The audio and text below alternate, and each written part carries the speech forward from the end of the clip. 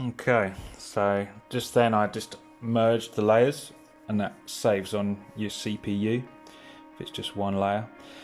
And here I'm doing a quick level adjust, so I normally make my darkers a little bit darker, my lights a little bit lighter, just to kind of bring it in. It's kind of like compression in audio.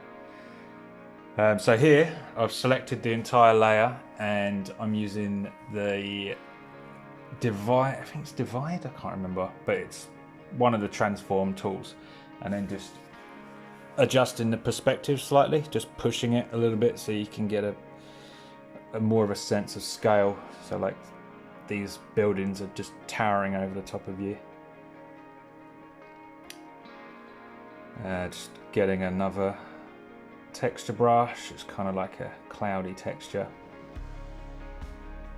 I don't actually know what I'm doing here. I don't know why I'm erasing that, because that structure is in the final piece, so I must have had a change of heart.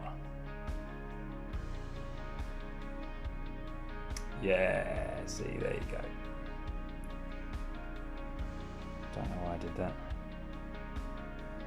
Yeah, so I guess this is like a gun or something. Like, I really don't know. I just put in shapes and then use my imagination. So again, just more foreground details, just bits of rubble and rocks and building shapes, just to create some interest to the viewer. And a good composition always leads the viewer's eye. So this is kind of like I want you to start at a dark part and then work your way around to the lighter, bigger gun, and then end at the circle in the background, hopefully. I don't know if I achieved that or not, but we'll see. So again, just putting in some more structures, sticking to fundamentals. So this structure is far away, so it's a light colour, because by the time it's travelled through the landscape's atmosphere, it's most of the contrast has gone down and the values are lighter where it's passed through the Earth's atmosphere, basically, just like in real life. A sip of coffee. Really exaggerate that sip there.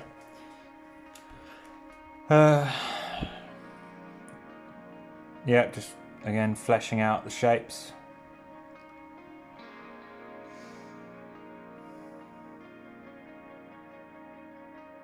Just starting to work on a little bit of detail now. Just, you don't want to go too far with the detail. The detail is the last thing you do in a painting.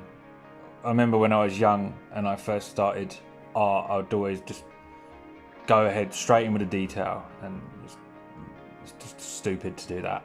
It needs to be as basic as you can, and then it gets more detailed and more detailed. You just need the idea first. So the basic shapes and the composition. Don't really know what I'm trying to achieve here. Oh, I hope I changed that sphere there. Oh, what did I do here? Yeah, there you go, yeah. So I've widened it because the sphere was a little bit, it wasn't circular enough for me, so it looked weird. So here I'm just using the warp tool that kind of stretches the canvas. So again, just trying to push that perspective a little bit further. Again, I'm working with the circle theme here, so I've added a few circles. I never really used circles in my paintings, so there was always jagged straight lines and stuff, so kind of been using circles lately just to, you know, it might be my trademark thing, you never know. Trademark.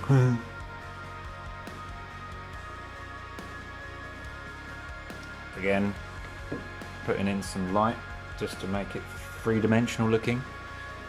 And obviously the circle I just did in the background, the light's not as strong because it's not in direct sunlight. So again, just got to imagine what way the light is traveling.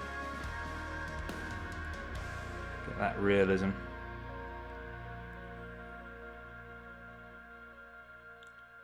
Again, I've flattened the image. I'm now using the quick selection tool for some reason, probably to add some shadows and details using a texture brush, I'd imagine. I'm so predictable. Yeah, so this is a good way, if you've got one object that you just want to work on, you select it and then you don't have to worry about keeping in the lines, you just, yeah. So here, because it's a structure, I'm just adding some, yeah, just whatever, beams and little details. Again, sticking to the rules of perspective. And yeah, lines like this help push the perspective as well. It's helping you sell to the viewer that it's a real structure and real space. Oh, there's my texture brush. Again, texture brushes are great. It's kind of like cheating, because I haven't got to sit and draw out all those little bits that just appeared on the screen, but you know, you still need to have a vision and know what you want to achieve to use them correctly.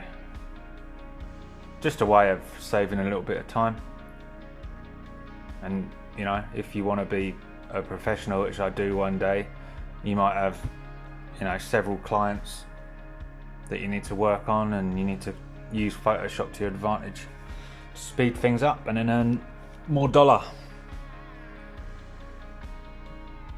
Alright, what am I doing now? Just adding some more atmospheric light, just to create that realism again.